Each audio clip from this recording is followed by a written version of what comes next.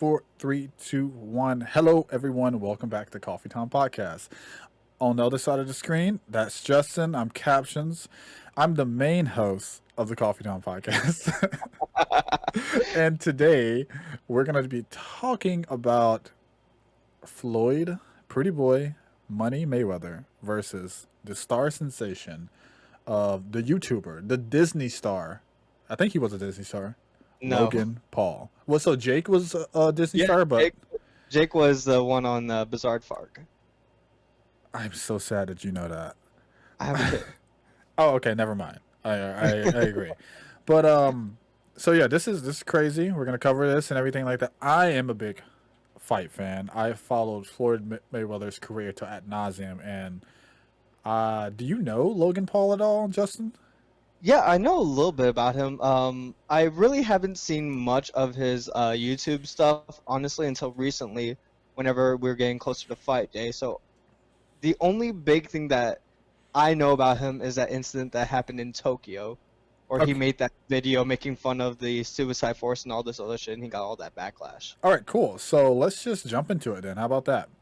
There you go. We got 3 points on the rundown here. First point is, Justin, why, to your knowledge, is Floyd Money Mayweather fighting a YouTuber? What's So going on? the main reason that he's kind of said in interviews is the fact that since he's not in his prime anymore, he kind of still wants to be active in the fighting world, and then of course making fast cash. Like in his mind, this is just a legalized robbery, according to his own words. So it's really just a way to get fast cash, get his name out there still to being a relevant thing, and selling seats. Like that's what his game is he's an entertainer. He's there to make money by any means, and by taking these throwaway fights, it's pretty easy money for him. Well, it's not a fight. It's a what is it? Exhibition. Exhibition. It is not a Yes. fight. It's an exhibition. But Yes. let's go back to the why here. Floyd Hmm. has been retired, but he in a famous. I guess this is gonna be a famous quote because I really enjoyed this quote in the Showtime interview with Luke Thomas and Brian Campbell. Hmm. He stated, "I retired from boxing. I didn't retire from making money and being entertaining." Yeah. So he's still making money. He's still being entertaining, and everything like that. But the origin of this kind of it actually came out of that interview as well. So you Mhm. referenced the Jake Paul in Tokyo. I didn't know it was Tokyo, Japan, where the suicide forest and everything like that. So Yes. Floyd touched on that a little bit of how this all happened. So this Hmm. this whole fight has been actually in the making for around 18 to 20 months in his eyes with different managements talking about it. Hmm. But Floyd is a good friend of Tenzin Natsakawa, which is a rising promoter in Tokyo, Japan. And Tenzin reached out to Paul when that video went viral of him getting that backlash and saying it was extremely disrespectful to the culture.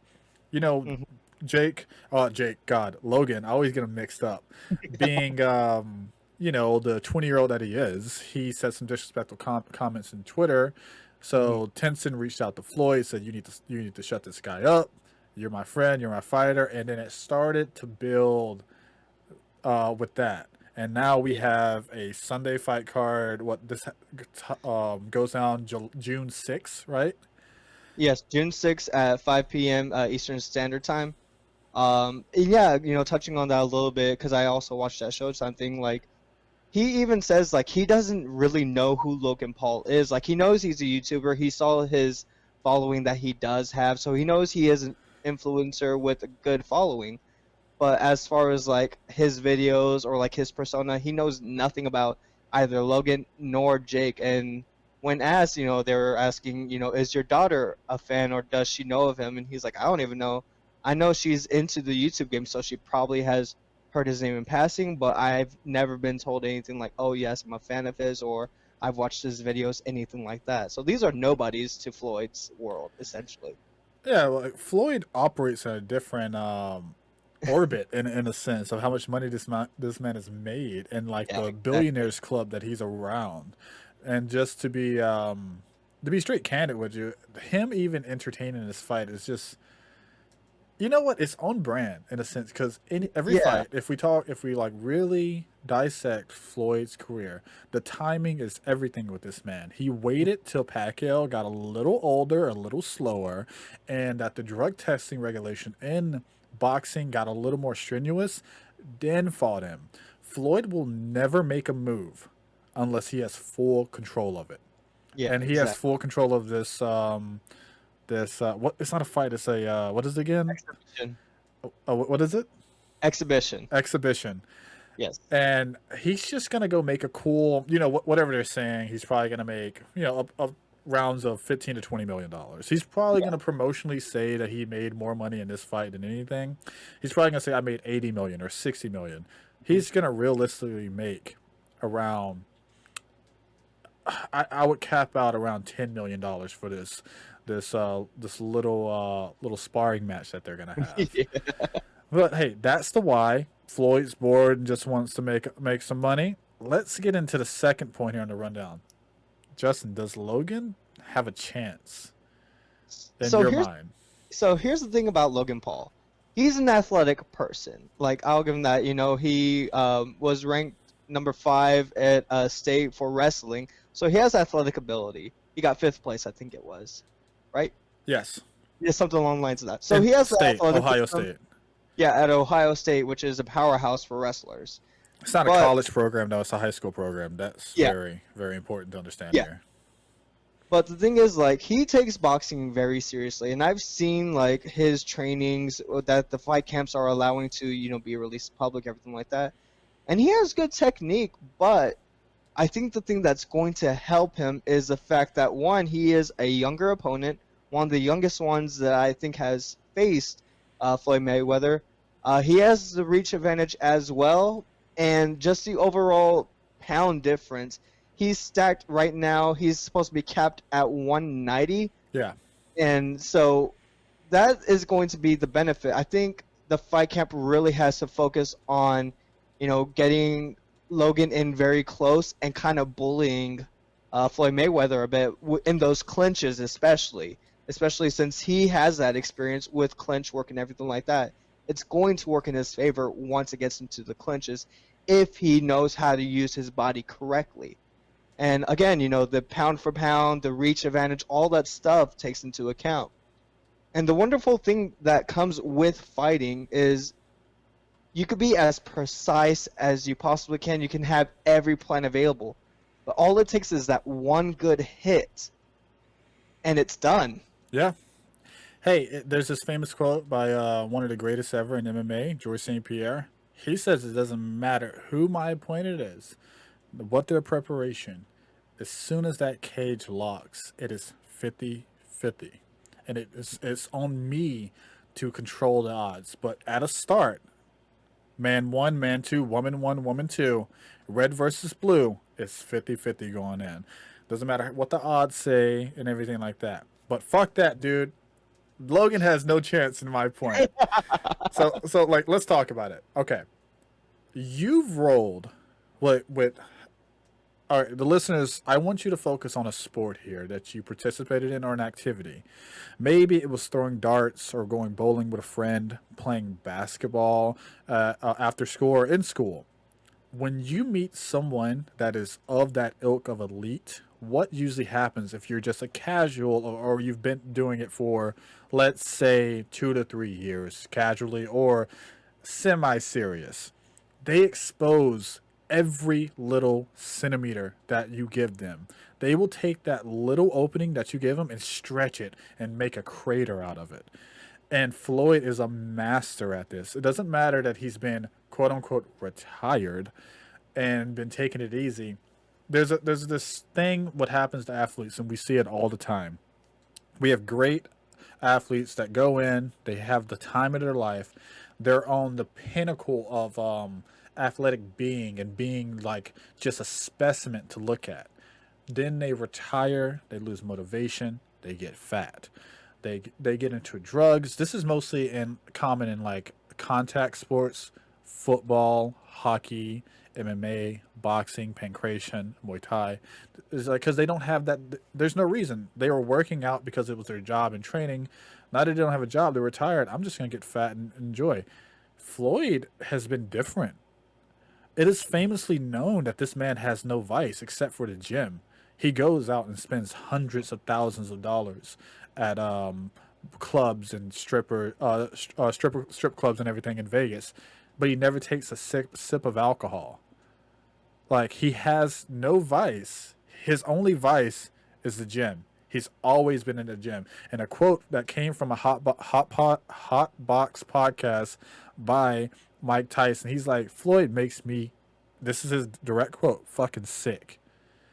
Because he's in that gym. When you retire, you don't do that. He's always in that gym. And that's what Iron Mike Tyson said. So he knows, and he directly told Logan Paul on what is it, Impulsive. Yeah. He's like, you gonna get your ass kicked. You know, he's like, he's gonna murder you. So Yeah. does Logan have a chance? The correct answer is yes. But when you're fooling around with the best of the best, and you could be practicing your heart out here, you're gonna have these holes that you didn't even know. You're gonna step, and it's gonna be normal to you. And that one step off your lead foot, you're putting too much weight on it, and you're shifting your hips a little bit. Floyd is gonna see 9 to 10, maybe even 13 openings where he can expose. Now, you did see the heavy bat work. Tell me about that. Yeah, so again, looking at the final trainings essentially for both Logan Paul and Floyd Mayweather. So I'm looking at Logan Paul again. Technique is pretty good, like especially for he's been in the sport for a couple of years now. I believe since before even he fought KSI in his very first match. Yeah, he was training. If you didn't know, he was training 6 months of just working out in kickboxing before he fought KSI. Yes. So, again, technique really good. There are some flaws that I even saw, so if I can see that, I know fucking Floyd Mayweather can see that shit. But anyway, you see the difference in just power on a heavy bag when Floyd Mayweather isn't even trying to make heavy contact. Like, he's just hitting it so precise. You could hear the echo in that gym. And also with the mitt work, like, again, Logan Paul, very good technique. He's hitting all the things. I can't do that because I'm not in that sport. But then you compare it to Floyd Mayweather, where it's just so precise. Not a second is wasted in his training. And Floyd Mayweather did say that he's really not taking it as serious like he would his usual fights, against Pacquiao, against Kamel, all those people. Like, he's in there every day working for those people. But for Logan Paul, it's like, yes, I'm going to work, but I already have this in the bag. And like you said earlier, he's going to see those weaknesses within maybe the first or even in the middle of the second. He's going to be like, I got it. Here's what he keeps doing. This is how I'm going to expose it. He keeps doing this. I'm going to counter this. He is a master of counterattacks. Mm-hmm.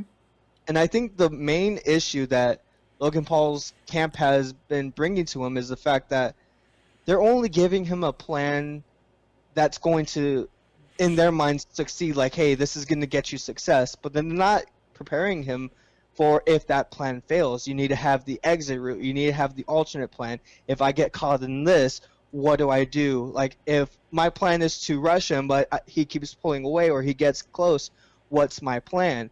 They're not teaching him how to use his superior weight, his physique, his height to the advantage. And it showed in a vlog. It was Ryan Garcia. He's an amateur fighter as well, and he was like... He's a pro fighter. Pro. Is he pro? Okay, he's pro. Oh, yeah.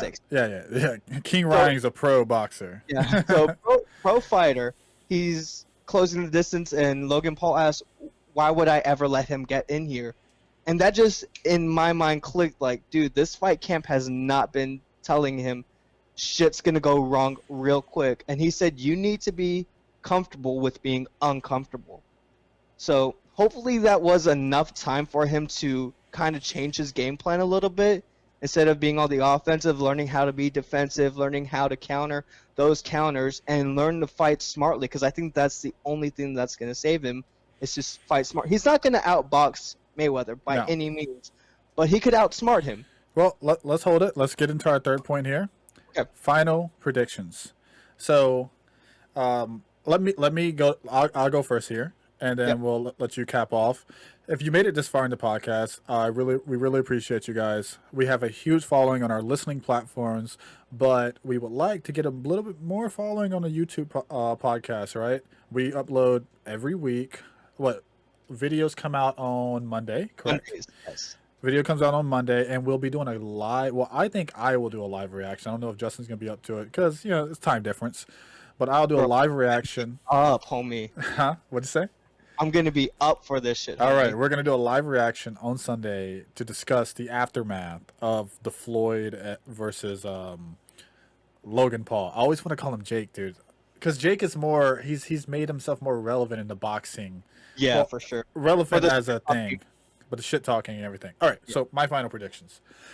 So I'm gonna give you two predictions. So I know, like I train BJJ wrestled as well. When you wrestle someone or you're rolling against someone that doesn't know what they're doing and they're crazy athletic and they're kind of flingy and everything, it gets weird and awkward and shit can happen. Like usually I get hurt. Mostly I don't get hurt with black belts or purple belts. I get hurt with white belts, just like turning and twisting and being super awkward with their weight. That's when I get injured. And but I will, as soon as I take it back and look, I can gain control after like a minute of wrestling and filling them out. I feel like that's gonna happen.